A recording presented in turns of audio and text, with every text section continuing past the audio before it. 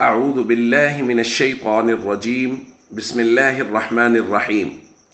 إنما الصدقات للفقراء والمساكين والعاملين عليها والمؤلفة قلوبهم وفي الرقاب والغارمين وفي سبيل الله وابن السبيل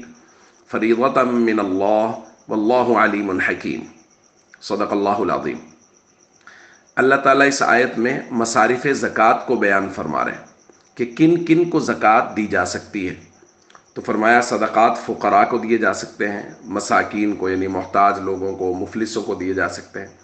والعاملین علیہا اور وہ لوگ جو زکوٰۃ وصول کرنے پر مامور ہیں ان کو دی جا سکتی، والمؤلفۃ قلوبہم، یہ مؤلفۃ القلوب ان کفار کو کہتے ہیں جن کے دل نرم کرنا مقصود ہوں، یعنی ان کو مال و دولت دیا جائے زکوٰۃ وغیرہ تاکہ ان کے دل نرم ہو جائے۔ وفی الرقاب اور جو غلام آزاد کرنے کے لیے زکوٰۃ دی جاتی تھی وہ بھی زکوٰۃ کے مصارف میں سے۔ لیکن آج کے دور میں عاملین علیہا یعنی جو زکوٰۃ وصول کرنے پر مامور ہیں، مؤلفۃ القلوب یعنی کفار کو زکوٰۃ دینا، وفی الرقاب اور غلام، یہ تینوں یہاں موجود نہیں ہیں، اس لیے یہ تین نکل گئے، یہ مصارف زکوٰۃ میں شامل نہیں ہیں۔ اب پہلے دو فقراء اور مساکین، تیسرا ہے والغارمین، مقروض یعنی ایک آدمی کے پاس تھوڑی بہت جمع پونجی ہے لیکن وہ اتنی ہے کہ اس سے اس کا قرض ادا نہیں ہوں گے، اس پر اتنا قرض ہے، تو کوئی آدمی اگر قرض ادا کرنے کے لیے اس کو زکوٰۃ دے دیتا ہے تو زکوٰۃ دی جا سکتی ہے۔ اس کے بعد ہے وفی سبیل اللہ، جو لوگ اللہ کے راستے میں یعنی جہاد فی سبیل اللہ والے لوگ اللہ کے راستے میں ہیں، جو علم حاصل کرنے کے لیے گھر سے نکلے ہوئے ہیں، طلباء مدارس میں علم حاصل کر رہے ہیں، کیونکہ نبی کریم صلی اللہ علیہ وسلم نے فرمایا من خرج فی طلب العلم فهو فی سبیل اللہ حتی یرجع، جو علم حاصل کرنے کے لیے گھر سے نکلا واپس آنے تک وہ اللہ کے راستے میں۔ اور آخر میں ہے ابن السبیل،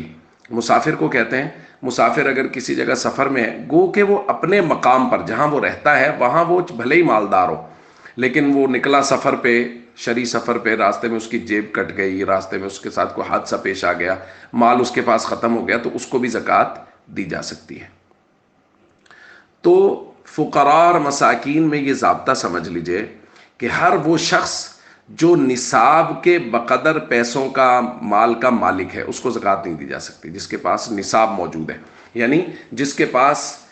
سونا چاندی اگر مکس ہے تو 1 تولہ سونا 1 تولہ چاندی بھی اگر کسی کے پاس ہے تو اس کو زکوٰۃ نہیں دی جا سکتی، چونکہ ان کی قیمت ملے گی تو وہ 52.5 تولہ چاندی سے زیادہ ہو جائے گی، جیسا کہ ہم نے کل بات کی تھی۔ اسی طرح اگر کسی کے پاس مال تجارت اتنا ہے کہ وہ 52.5 تولہ چاندی کی قیمت سے زیادہ ہو جائے تو اس کو زکوٰۃ نہیں دی جا سکتی۔ نقدی اتنی ہے کہ 52.5 تولہ چاندی کی قیمت سے زیادہ ہو جائے تو اس کو زکوٰۃ نہیں دی جا سکتی۔